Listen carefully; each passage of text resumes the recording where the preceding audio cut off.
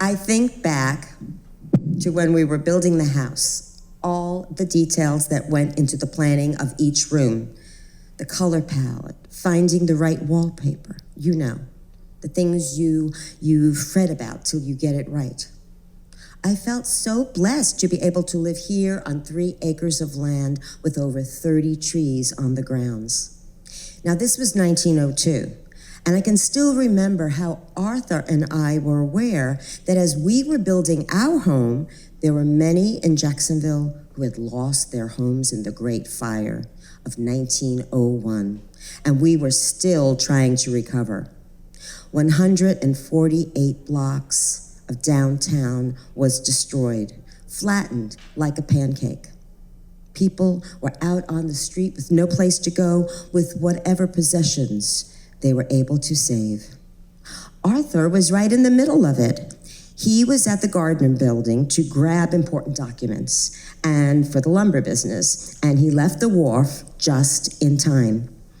The fire had started along the river dock. He was in the company's steamer, Edith. He said it was heartbreaking to hear all the wailing and cries for help. But he and his crew were able to save 60 people who had jumped into the river to escape the fire.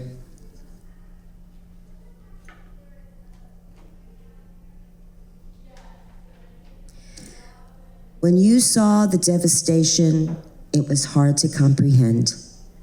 It was as if the magician's wand had passed over the city landscape, and poof, it was gone. Nothing but smoke. I immediately organized a relief effort, and we took some families in. When something is destroyed by fire, it takes another kind of fire to rebuild. It takes passion, insight, sweat, and lots of cooperation. And of course, money. But one cannot accept defeat. And through times like that, where does one go? Always, I would sit in the garden. Where else do you find more peace with the world, more courage to carry on, more hope for the outcome of tomorrow than in the emotion which comes into your soul as you sit alone at twilight amidst nature, endeavoring to formulate an outline for the pages of the future? Now, probably the best lesson I ever had in gardening was when a landscape architect offered to go over my grounds with me, unofficially, of course. He said, "Mrs. Comer, you really have a very interesting garden." Note the word interesting. "But," he went on, "I must mention some things that you have overlooked. Your plants lack fertilizer. The soil is poor, and it is very dry. Also, you have been too sparing in the use of the pruning shears." After that encounter, I became fully absorbed with the history of gardens.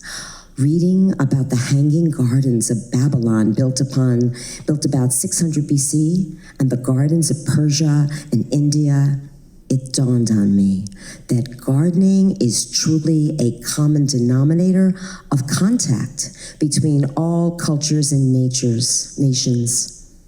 I realized that flowers are the same the world over. Wherever we travel, a rose is a rose, a lily, and even though we cannot express it in their tongue, we know it because it is the same in our land. Horticulture is indeed the salvation of humanity. Through the key found on the Rosetta Stone, which was discovered near the mouth of the Nile in 1799, all of the hieroglyphics on the Egyptian monuments were deciphered, and we learned of the agricultural development of those days, and that gardening is the most ancient of the arts since thousands of years before Christ. Men in the valley of the Nile raised grains, fruits, and vegetables. I believe in the great triumvirate of gardening. Enthusiasm leads, experience follows, and knowledge closes in all the gaps. When I think of enthusiasm, I think of my passion for azaleas. Some love jewelry, extravagant clothes. I love azaleas. I started in 1922 with 150 azalea plants, and by 1924, I had over 1,200. I loved azaleas so much that I convinced Arthur to knock down the garage that was along the riverfront in 1931 in order to establish the Italian garden, similar to the ones I had fallen in love with on our trip to Italy. Then I asked Ellen Biddle Shipman, a nationally recognized New York gardener, to create it. It took 7 months and over 24 plans. One of her plans had 5 pools and a fountain and elaborate steps. Mr. Kummer was beside himself, exasperated by our obsessive nature. We finally settled on 3 pools. Thus, when the garden was completed, I presented as a gift to my ever-patient husband his own putting green. The Italian garden. Alfred Austin said, "Show me your garden and I shall tell you what you are." Gardens. Probably no other word of 6 letters, save only the word mother and father, can and does bring so much of help and satisfaction as does the word garden. And I sit and I contemplate how each plant has a framework consisting of the stem and root, and this framework is the last to die, standing as it does when flowers and leaves have faded and gone.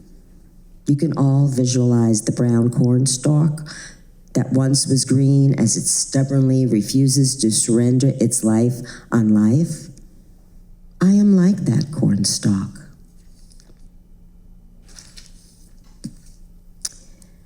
How am I on time? Okay, I'm going to read. This is something that is a direct quote from Nina Kummer that I feel it's important for us to hear today. All the years that I've been passionately involved with helping people, reaching out to the community through the Red Cross, or my 30-year involvement with the Children's Home Society of Florida, I have not done it because of an innate goodness in myself, but because I have imbibed the teachings of a democracy whose dominating element is in its Christian ethics. That is what makes me tolerant of the views of others. It gives me a militant sympathy for the underdog and the unfortunate, stimulates an abhorrence for caste and privilege, and implants in me a zeal that all may be part of and participate in the fruits of good government.